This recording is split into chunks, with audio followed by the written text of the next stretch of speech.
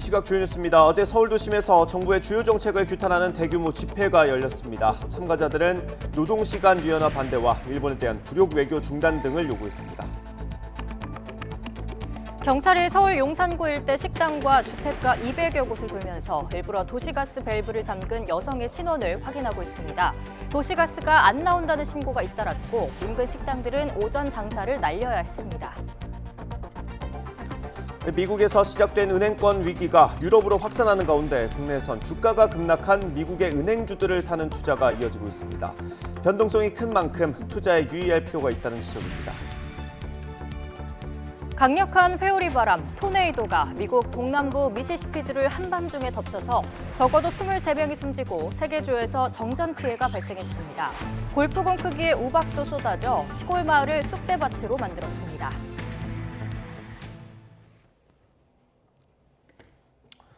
시청자 여러분 안녕하십니까? 굿모닝 YTN 3부 시작합니다.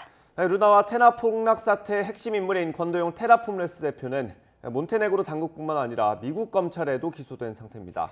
일찍이 범죄인 인도 청구를 했던 우리나라 검찰과 체포 직후 권 대표를 기소한 미국 검찰이 신병 확보를 두고 신경전을 벌일 거로 보입니다. 신지원 기자입니다. 몬테네그로에서 권도영 테라폼랩스 대표의 구금 기간이 최대 30일간 연장되면서 이후 행방은 더욱 불확실해졌습니다. 체포 사실이 최종 확인된 직후 미국 뉴욕 남부연방지방검찰청이 곧바로 권 대표를 기소했다는 건 권 대표의 신병을 확보하려는 움직임으로 해석될 수 있기 때문입니다. 우리 법무부 관계자는 권 대표가 한국 국적이라는 점을 강조하면서 전 세계에서 권 대표에 대한 범죄인 인도 요청을 한 곳은 우리나라 검찰밖에 없다는 점을 강조했습니다. 범죄인 인도에 관한 유럽 협약에 따르면 같은 사람에 대해 여러 나라가 동시에 인도를 요청할 경우 그 사람의 국적이나 국가별 범죄의 심각성에 따라 어디로 보낼지 결정한다고 명시돼 있습니다. 미국 증권거래위원회와 뉴욕 검찰은 테라폼랩스가 애플이나 아마존 등 미국 주식 가격에 코인 가격을 연동한 상품을 판매했다는 점과 미국인 피해자가 많다는 점을 들어 관련 수사를 이어왔습니다. 특히 미국 IT 기업의 엔지니어나 회계사, 약사 등 고학력 전문직 종사자들도 가격이 안정적이다, 20% 이자를 주겠다는 권 대표의 거짓말에 속은 것으로 조사됐습니다.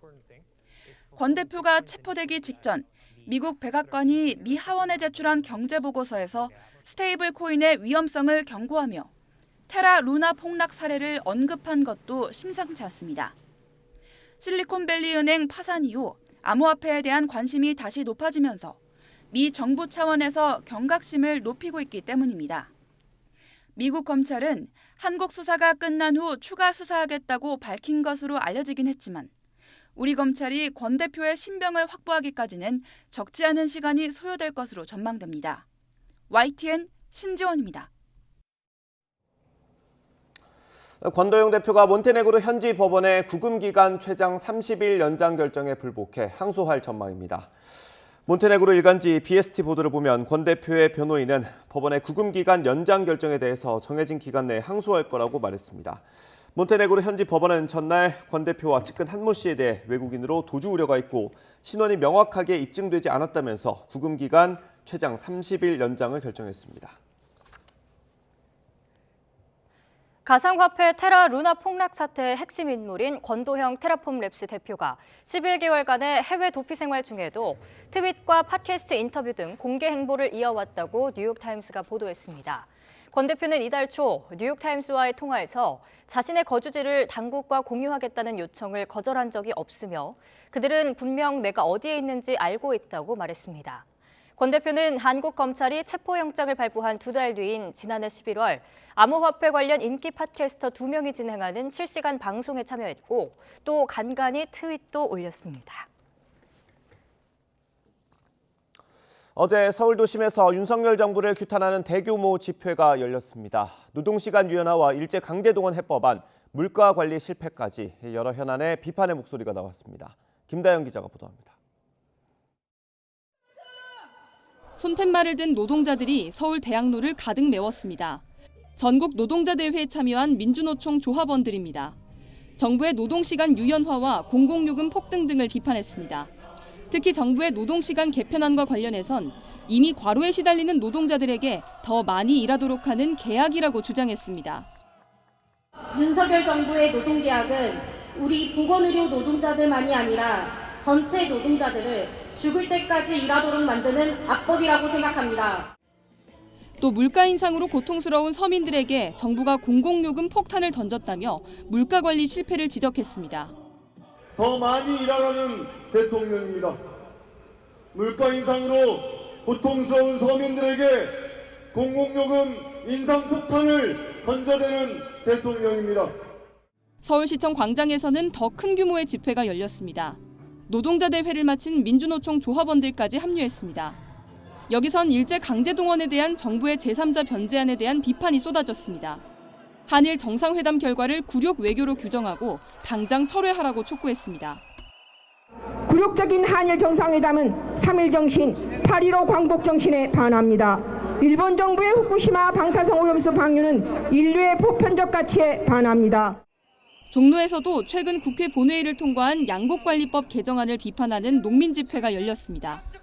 이처럼 주말 서울 도심 곳곳에서 여러 집회가 잇따르면서 교통 혼잡을 빚었습니다. 경력 5천여 명을 투입한 경찰은 심한 물리적 충돌이나 입건된 사람은 없다고 밝혔습니다. YTN 김다현입니다.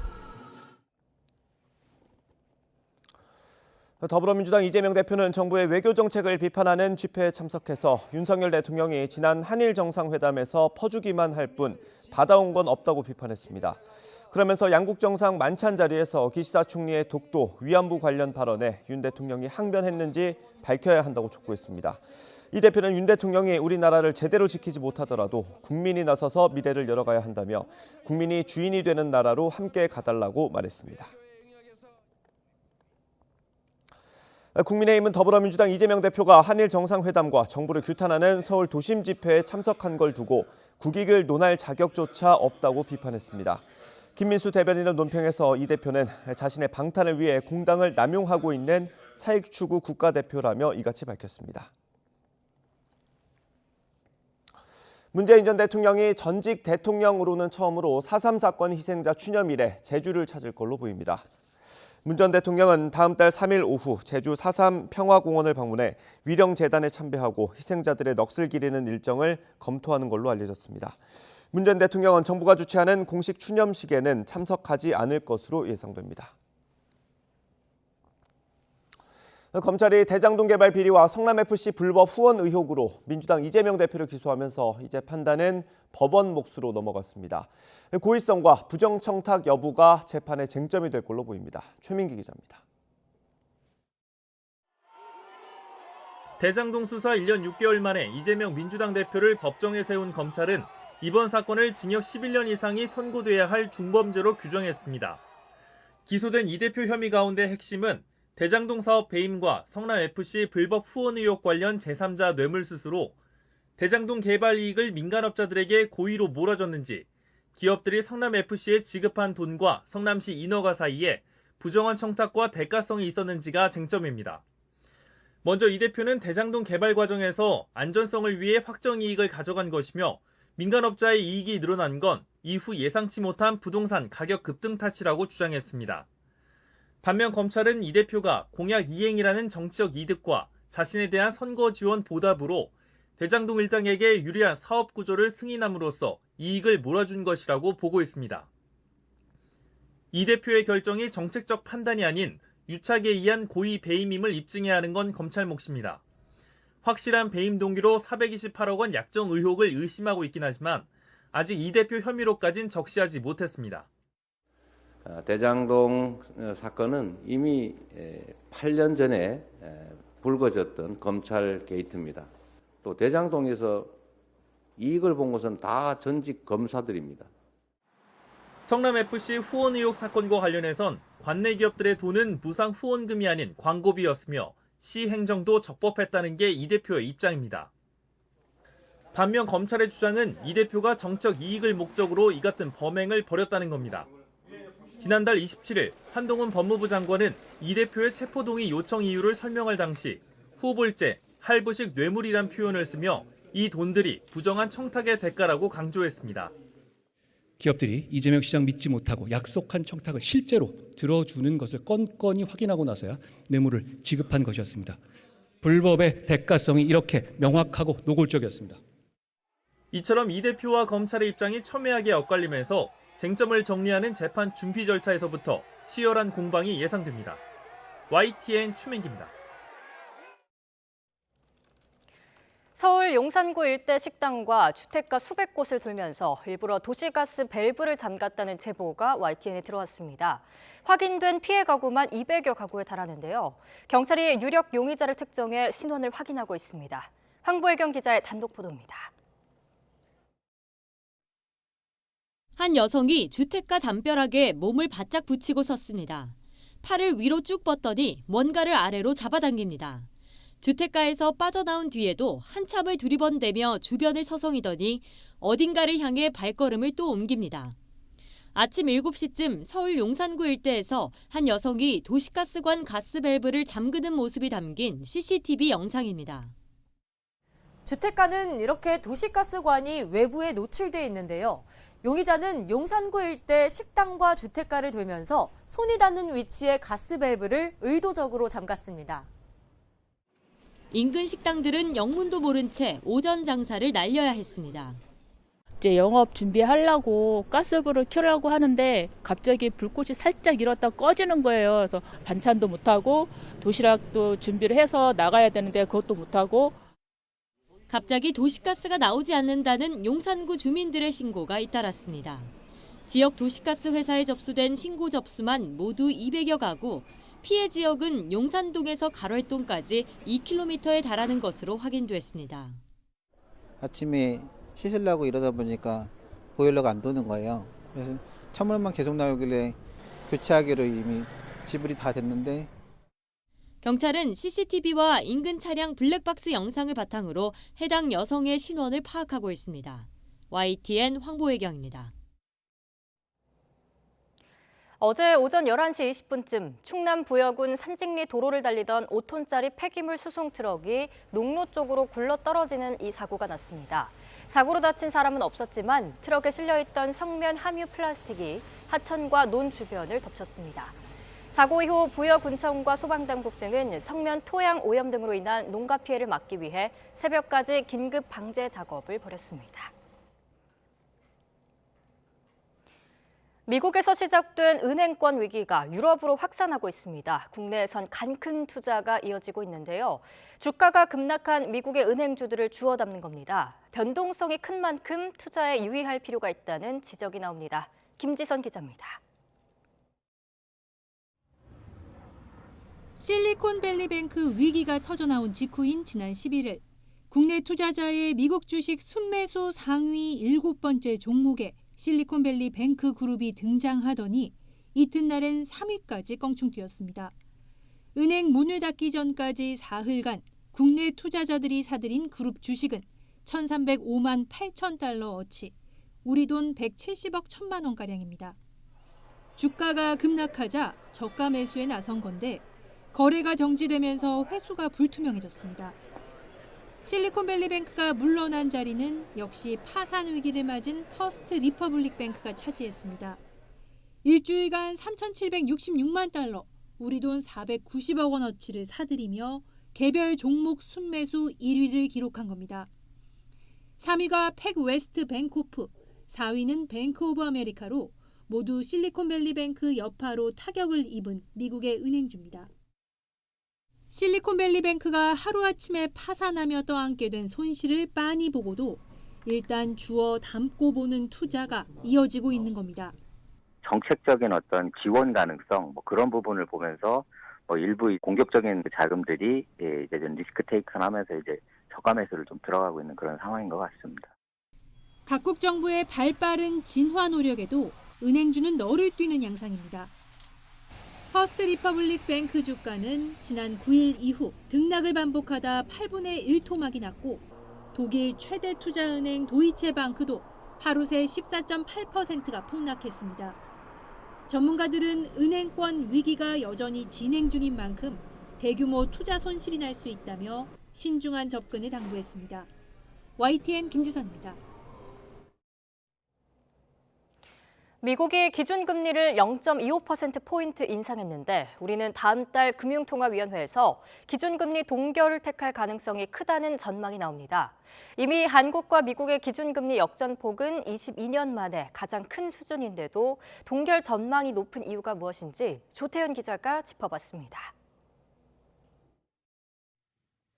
실리콘밸리뱅크 파산 등 금융 불안 속에서도 미국의 선택은 기준금리 인상이었습니다. 다만 그 폭은 0.25%포인트로 이례적이지 않은 수준에 그쳤습니다. The process of getting inflation back down to 2% has a long way to go and is likely to be bumpy. 이에 따라 우리나라와 미국의 기준금리 역전폭은 1.5%포인트로 더 벌어졌습니다. 2000년 10월 이후 22년여 만에 가장 큰 폭입니다. 만약 연방준비제도가 오는 5월에 0.25%포인트 인상을 또 한 번 단행하면 역전폭은 역대 가장 큰 1.75%포인트가 됩니다. 이번 달엔 기준금리 결정회의가 없었던 한국은행의 다음 달 선택에 관심이 쏠리는 배경입니다. 다만 이런 상황 속에서도 기준금리 추가 인상 가능성은 크지 않다는 게 대체적인 관측입니다.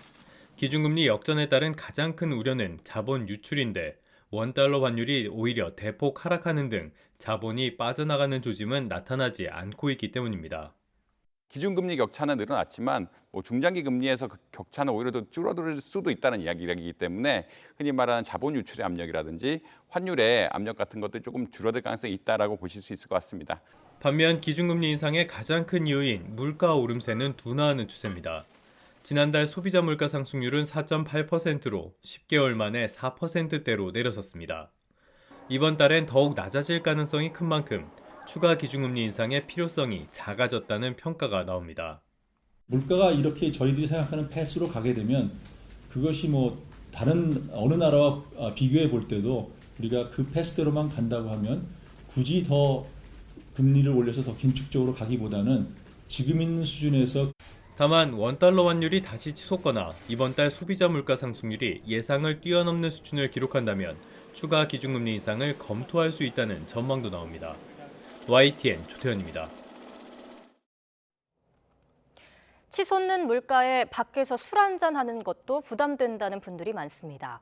이런 서민 부담을 덜기 위해서 최근 소주값 인상에 제동을 걸었던 정부가 맥주와 막걸리에 붙는 세금도 손보기로 했습니다. 이형원 기자입니다.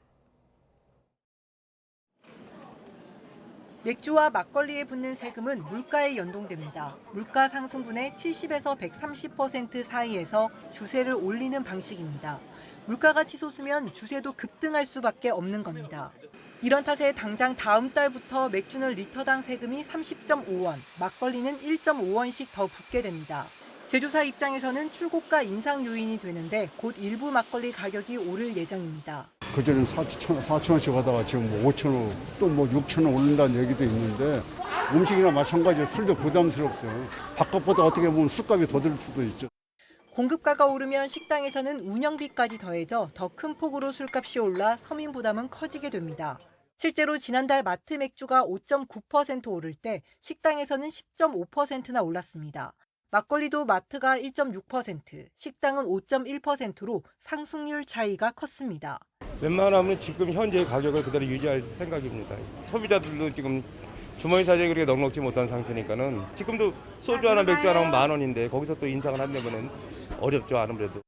정부는 서민 부담을 고려해 맥주와 막걸리에 적용되는 물가 연동제를 폐지하기로 했습니다. 예를 들어 5원 또는 10원을 빌미로 시중에서는 몇백 원씩 올리는 종량제도 일정 시점에 한 번씩 국회에서 세금으로 양에 따라서 세액을 정해주면 된다. 다만 가격이 오를 때마다 세금이 올라가는 소주 등 다른 주류와 형평성 문제가 불거질 수 있습니다. 정부는 이런 점을 고려해 오는 7월 구체적인 개편안을 발표합니다. YTN 이영훈입니다. 코로나19 대유행이 안정화되는 가운데 방역당국이 다음 팬데믹을 대비하기 위한 중장기 대책을 준비하고 있습니다. 더 자주, 더 세게 오는 감염병 피해에 효과적으로 대응하기 위한 건데 5월 초에는 발표될 걸로 보입니다. 기정훈 기자가 보도합니다. 2003년 사스, 2009년 신종플루, 2015년 메르스, 2019년 코로나19. 새로운 감염병의 출현 주기는 짧아지면서 피해는 커지고 있다는 게 방역당국의 분석입니다. 따라서 코로나19가 안정화되고 있는 바로 지금 다음 감염병 대비를 서둘러야 한다는 겁니다. 향후에 25년 이내에 코로나19보다 더 큰 팬데믹이 발생할 수도 있다라는 전망을 내놓고 있어서 머지않은 미래에 있고 우리 세대에 또 다시 이제 겪을 수도 있다는 그런 측면에서 신속하게 준비를 해야 된다는 생각. 전문가들은 무엇보다 통합 감시 체계 구축을 통해 정보 수집과 분석 기능을 강화해야 한다고 지적했습니다.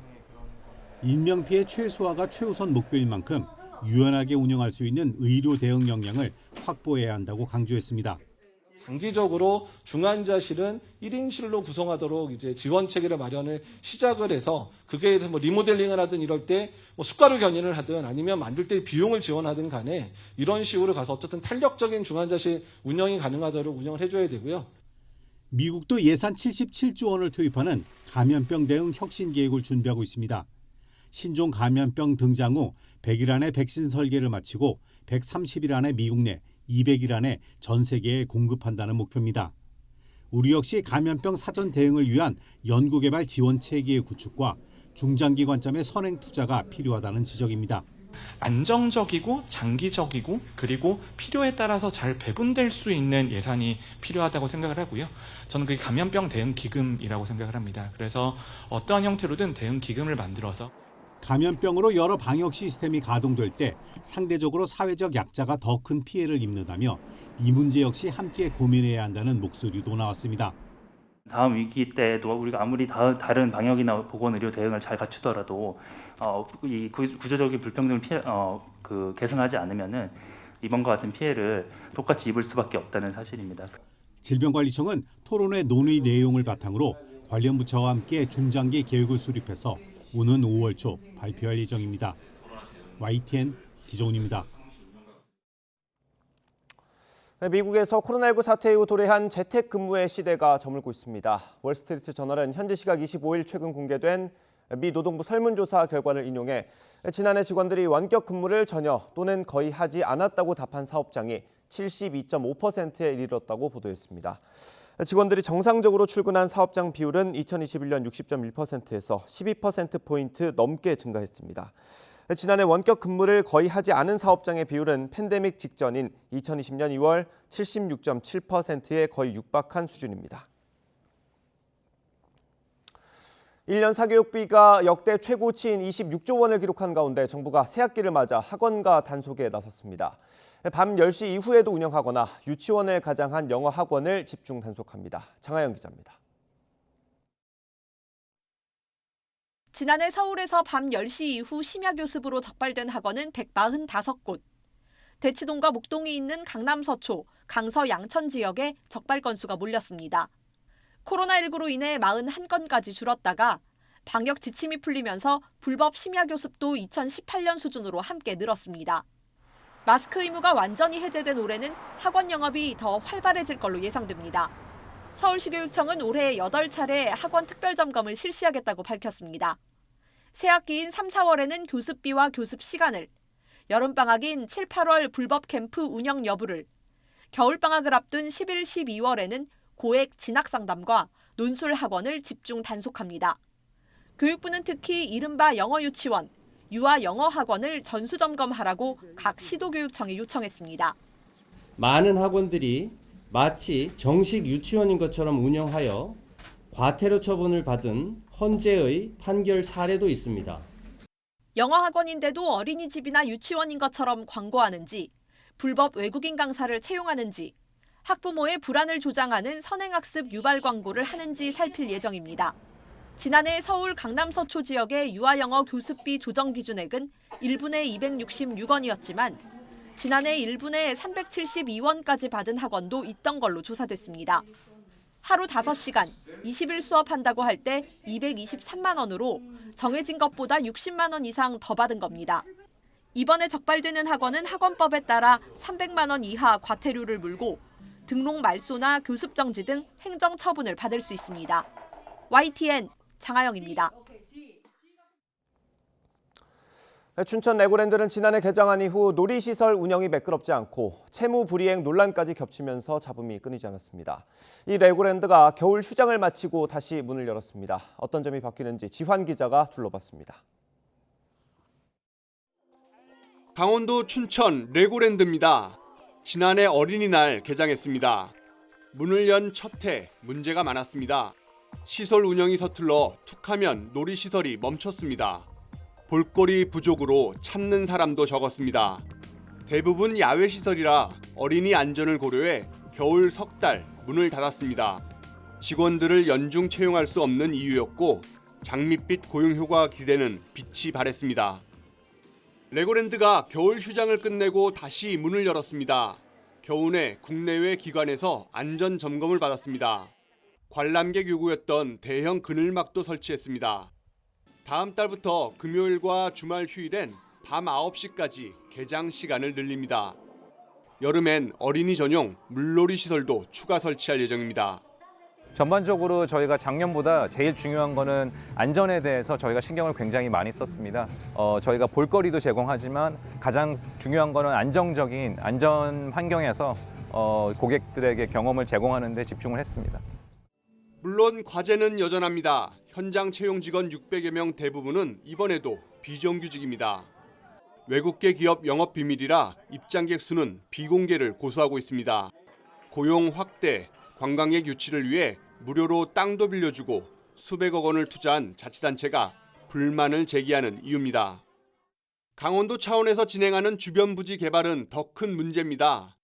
지금은 황무지 도유지에 놀이시설만 덩그러니 설치한 상태. 호텔도 짓고 상가도 분양하고 박물관도 만들어야 하지만 강원도는 예산 부족입니다. 당장 국내 자금시장 경색 사태의 출발점이었던 2천억 원 부채도 땅을 팔아 다 갚을 수 있을지 지금으로선 미지수입니다. YTN 지완입니다. 최근 고용노동부와 환경부에 대한 시민단체 비판 목소리가 커지고 있습니다. 주무부처로서 근로시간 유연화와 설악산 케이블카 설치 논란에 제대로 된 목소리를 내지 못한다는 주장입니다. 강민경 기자가 보도합니다. 논란이 된 주 69시간 근무제 도입에 앞장선 건 한국노총 간부 출신인 이정식 고용노동부 장관이었습니다. 중소기업 청년 노동자들의 과로를 유발할 수 있다는 우려에도 이 장관은 요지부동이었습니다. 이 내용 자체가 획기적이고 우리가 상식과 공정, 한미, 상생의 눈으로 볼 때 이 부분에 대해서 설계가 바람직하다라고 볼 것으로 기대를 하고 있습니다. MZ세대는 일을 몰아서 하고 몰아서 쉬는 걸 좋아한다고 단정했다가 여론의 문매를 맞기도 했습니다. MZ세대들은 뭐 부회장 나와라, 회장 나와라, 뭐 성과급이 무슨 근거로 이렇게 됐냐라고 해서 권리의식이 굉장히 뛰어나다. 과거에 이제 우리 같은 나이 많은 기성세대들하고는 달리 미디어에 비추어진 MZ세대의 과장된 특징만 봤지 열악한 노동시장을 외면했다는 지적이 나옵니다. 밤늦게 야근하고 새벽까지 일하더라도 뭐 보상휴가는커녕 자기가 원래 있는 연차조차도 못 쓰는 게 직장인들의 현실이고 장관을 쓸 자격 자체가 없지 않나 이런 생각이 듭니다. 환경부도 논란의 중심에 서 있습니다. 환경 파괴 문제로 41년간 논란이 된 설악산 5색 케이블카 사업과 멸종위기종 보전 문제로 미뤄왔던 제주 제2공항 환경 영향 평가를 잇따라 승인한 겁니다. 고작 일주일 간격입니다. 그동안 보완, 재보완 이렇게 거치면서 이번에 환경 영향을 최소화하는 그런 다양한 대안이 마련되었다. 이렇게 되었다라고 판단한 것입니다. 윤석열 대통령의 대선 공약을 실현하려고 환경 보전이라는 환경부 본연의 역할마저 저버렸다는 비판이 나옵니다. 설악산 안에서도 핵심적인 그런 사양 서식지가 있는 곳마저 지금 이렇게 철탑을 받고 케이블카를 올리겠다라고 하고 있는데 그게 환경부가 아니고 환경파괴부라고 할 수밖에 없는 상황인 것 같습니다. 김현숙 장관이 이끄는 여성가족부도 지난달 동의 없는 성관계를 강간죄로 처벌하자는 비동의 간음죄 도입을 검토하다가 법무부가 반대하자 단 9시간 만에 번복해 빈축을 사기도 했습니다. 정부 부처가 역할에 따라 여러 개로 나누어져 있는 건 일방적 국정을 막기 위한 일종의 견제 기능도 있습니다. 이런데도 부처가 본연의 역할을 하지 못한다면 국민 가운데 어느 한쪽은 이해할 수 없는 피해를 볼 수밖에 없습니다. YTN 강민경입니다. 블라디미르 푸틴 러시아 대통령은 동맹인 벨라루스에 전술 핵무기를 배치하기로 합의했다고 밝혔습니다. 로이터 통신 등에 따르면 푸틴 대통령은 현지 시간 25일 국영TV 러시아24와 인터뷰에서 알렉산드르 루카셴코 벨라루스 대통령이 오랫동안 러시아의 전술 핵무기 배치를 요청했다며 이같이 밝혔습니다. 러시아의 동맹인 벨라루스는 북대서양 조약기구 나토 회원국인 폴란드 등과 국경을 맞대고 있습니다. 강력한 회오리 바람, 토네이도가 미국 동남부 미시시피주를 한밤중에 덮쳐 적어도 23명이 숨지고 3개 주에서 정전 피해가 발생했습니다. 골프공 크기의 우박도 쏟아져 시골 마을을 쑥대밭을 만들었습니다. 이종수 기자입니다. 차들이 구겨진 종이장처럼 보입니다. 집들이 공중 폭격을 당한 듯 초토화됐습니다. 대형 트럭은 앞부분이 심하게 파손돼 주택 위에 누워 있습니다. 미국 미시시피주의 한 마을을 토네이도가 휩쓸고 지나간 뒤 드론으로 촬영한 모습입니다. 전날 밤 미시시피주를 덮친 토네이도는 최대 시속 128km에 이를 정도로 강력했습니다. 골프공 크기의 우박도 쏟아졌습니다. 토네이도로 잔해가 9km 상공까지 날렸습니다. We lost everything, but we got our life. Towed the house out, towed the truck out, the car, and the other car. 인명피해도 갈수록 늘고 있습니다. 정전도 발생해 미시시피, 엘라베마, 테네시주에서 6만 5천 가구 이상이 정전됐습니다. 이번 토네이도가 한밤중에 발생해 피해가 컸습니다. Last night it was pitch black dark and it was just devastating. You know, you could hear people needing help and it was just devastating last night. 전문가들은 토네이도와 우박을 만들어내는 슈퍼셀 초대형 폭풍우가 미 동남부를 쑥대밭으로 만들었다고 설명했습니다. 바이든 대통령은 성명을 내고 미시시피 지역 이미지는 가슴을 찢어지게 한다며 사망자와 실종자 가족을 위로했습니다. YTN 이종수입니다. 우리나라의 연금 고갈 시점이 앞당겨질 거란 뉴스 들어보셨을 텐데요. 프랑스 상황도 크게 다르지 않아 보입니다. 올해부터 연금 재정이 적자로 돌아서면서 프랑스 정부가 결국 연금 개혁을 강행 처리했는데 시민들 반발은 여전히 거셉니다. 강하나 리포터입니다. 밤늦은 시간까지 도심을 가득 채운 시민들. 경찰과 충돌도 이어집니다. 프랑스 정부가 정년과 함께 납부기간도 늘리는 연금개혁 법안을 의회 표결도 건너뛴 채 강행하자 분노한 시민들이 거리로 나온 겁니다. 연금개혁에 반대하는 여론은 70%에 이르는 것으로 조사됐습니다. 쓰레기 수거 노동자들도 파업을 이어가면서 곳곳은 쓰레기 더미로 변했습니다.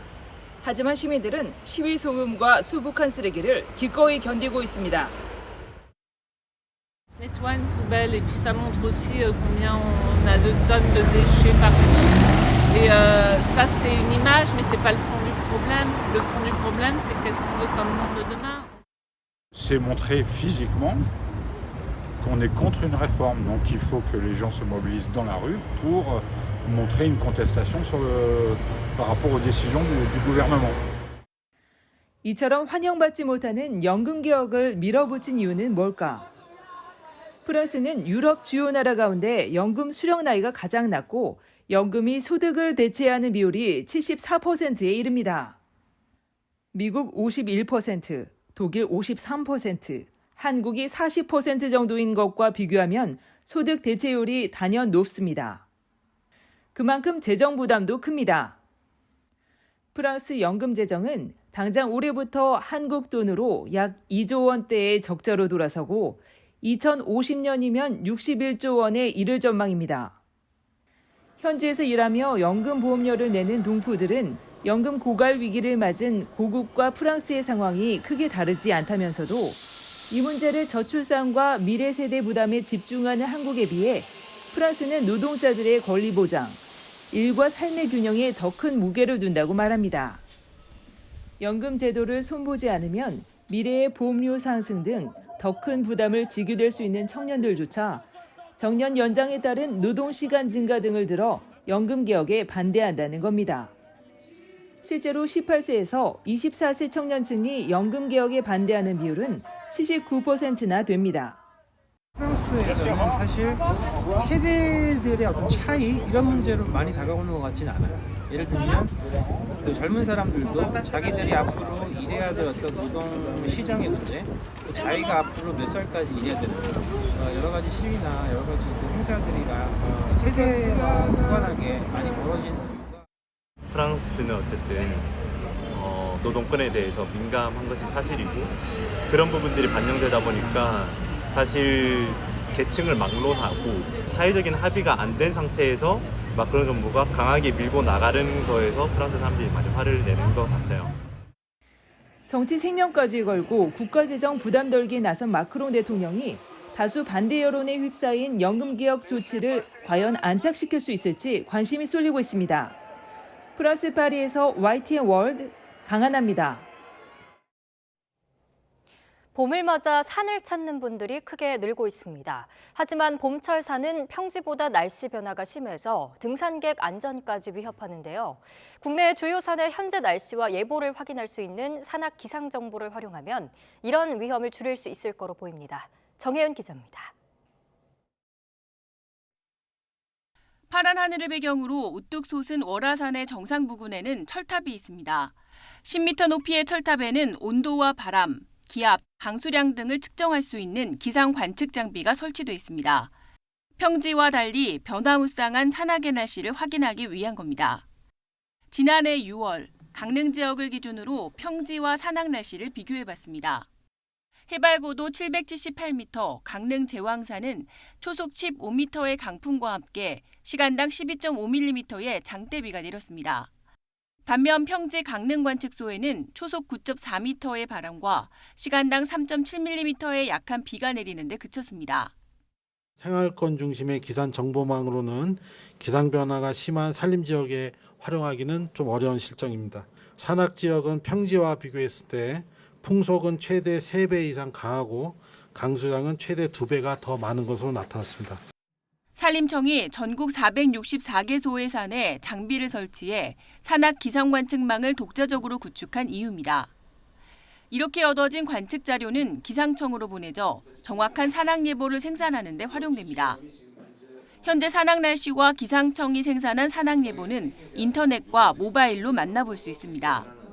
전국 100대 주요 산과 휴양림 162곳의 기상 정보와 예보가 제공됩니다. 산악기상 관측망에서 받은 정보와 기상청 예보를 바탕으로 최대 5일간의 산악 지역의 날씨를 제공하고 있습니다. 특히 이곳에서는 각 산에 설치된 관측망에서 들어오는 상세 산악기상 자료를 산별로 실시간 표출하고 있어 등산 전 산악 날씨를 알고 미리 대비할 수 있습니다. 이와 함께 대형 산불과 산사태 위험 가능성도 함께 제공하고 있어 등산객의 안전에 도움이 될 전망입니다. 산림청은 앞으로 국가 숲길과 둘레길 등의 맞춤형 기상 정보를 확대할 방침입니다. YTN 정혜윤입니다. 그제 오전 10시 반쯤 서울 신정동에 있는 다세대 주택 3층에서 60대 남성이 추락해 숨졌습니다. A씨는 부정수표 단속법 위반 혐의로 재판에 넘겨져 벌금 500만 원을 선고받았지만 이를 내지 않고 달아난 상태였습니다. 경찰 관계자는 A씨가 벌금형 집행을 위해 찾아온 검찰 수사관을 피해서 창문 밖으로 도주하려다 사고가 난 거로 보고 있습니다. 어제 오후 1시 40분쯤 강원도 평창군 대화면에서 승용차가 도로 옆 전신주를 들이받았습니다. 이 사고로 차에 타고 있던 91살 그리고 60살 남성이 현장에서 숨졌고 운전석에서 발견된 71살 남성은 크게 다쳐 병원으로 옮겨졌습니다. 경찰은 정확한 사고 경위를 조사하고 있습니다. 현지 시간 어제 오후 중국 헤이룽장성 하얼빈의 7층짜리 주상복합 건물에서 가스가 폭발해 1명이 숨지고 7명이 다쳤다고 현지 매체가 보도했습니다. 보도에 따르면 폭발은 1층 상점에서 났으며 폭발음과 함께 불길과 검은 연기가 치솟았습니다. 사고 직후 건물 안에 있던 사람들이 서둘러 대피했으나 50대 남성 1명이 숨지고 7명은 크고 작은 부상을 입었습니다. 신고를 받고 출동한 소방대와 응급구조대는 출동해서 불길을 잡고 구조 작업을 벌이는 한편 정확한 사고 원인을 조사하고 있습니다. 피겨스케이팅 간판 스타 차준환이 세계선수권대회에서 2위에 오르며 우리나라 남자 선수로는 사상 처음으로 메달을 획득했습니다. 차준하는 일본 사이타마에서 열린 세계선수권 남자 싱글 프리스케이팅에서 196.39점을 받아 쇼트 프로그램과 합계 총점 296.03점으로 2위에 올랐습니다. 차준하는 한 번의 실수도 없는 클린 연기를 완성하며 지난해 베이징 동계올림픽에서 세운 자신의 최고점을 13.65점이나 경신했습니다.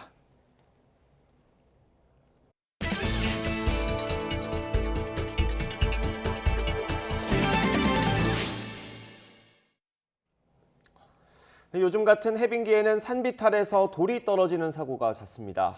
이런 낙석 사고는 워낙 순식간이라 대응하기 어려운데 국내 연구진이 징후를 알 수 있는 센서를 개발했습니다. 양회영 기자가 취재했습니다. 도로가 비탈면에서 쏟아진 돌로 가득합니다. 가파른 산비탈이나 도로 주변에서 매년 붕괴 사고는 끊이질 않는데 요즘처럼 해빙기가 되면 사고 위험이 더 커집니다. 공사장에서의 붕괴 사고도 마찬가지입니다. 낙석은 물론 집안 구조물 붕괴 사고를 막으려면 무엇보다 미세한 변화도 사전에 알아차리는 게 중요합니다. 기존에도 집안 계측 시스템이 있긴 하지만 가격이 비싸고 전문적인 수치로 나와 데이터 값을 계산해야 해 현장에서의 활용도는 낮은 편입니다. 그런데 국내 연구진이 미세한 집안 움직임을 감지해 반딧불처럼 LED 등으로 보여주는 센서를 개발했습니다. 붕괴 위험 지점에 실리콘 접착제로 간단하게 부착이 가능하며 방향과 상관없이 0.03도의 미세한 움직임까지 감지할 수 있습니다. 이 반딧불 센서는 이렇게 한낮에도 LED 등이 잘 보이도록 개발이 됐는데 40m 떨어진 반대편에서는 물론이고 최대 100m까지 육안으로 식별이 가능합니다. 현장 경보등과 함께 변이 관측 데이터를 무선 통신으로 전송해 어디서든 붕괴 위험에 바로 대응할 수 있습니다. 동물이 건드리고 지나갔을 때의 진동, 또 보강공사가 일어나는 곳에서의 진동에 따른 오동작이 발생을 하는데 이러한 부분들을 한국건설기술연구원의 노하우를 저희가 전수받아 개발한 센서는 초저전력 설계로 건전지 교체 없이 1년 동안 운영할 수 있으며 한 대 값이 10만 원대로 저렴해 전체 계측 시스템 구성에 대한 예산을 절반 이상 줄일 수 있습니다. 산사태라든지 낙석이 발생하는 사면에도 적용이 되고 임시 구조물 시설, 흙막이 공사라든지 또 구조물 해체 공사 이런 데도 사용할 수 있습니다. 반딧불 센서는 현재 GTX-A 노선의 한 구간을 비롯해 화학공장과 하수처리장, 제주도 용암 동굴 등에 시범 설치돼 운영 중입니다. 연구진은 또 튀르키예 지진으로 인해 건물 붕괴가 일어나는 현장에서도 활용할 수 있도록 센서 성능을 개선할 계획입니다. YTN 사이언스 양회영입니다.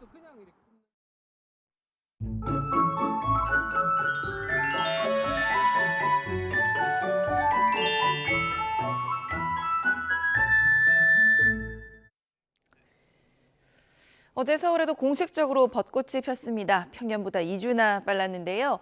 나들이 계획 있으실 텐데 아쉽게도 공기가 탁합니다. 서쪽 지방과 제주도는 오전까지, 영남은 오후까지 공기가 탁하겠고요.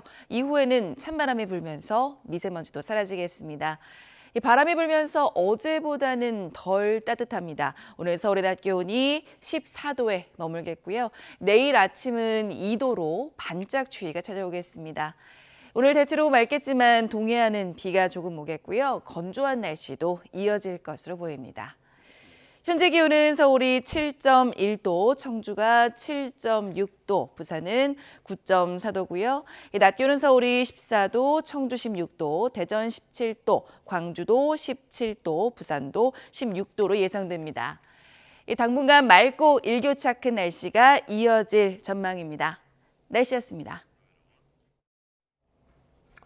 이상으로 굿모닝 YTN 모두 마치겠습니다. 잠시 후 YTN 뉴스와이드가 이어집니다. 시청해주신 여러분 고맙습니다.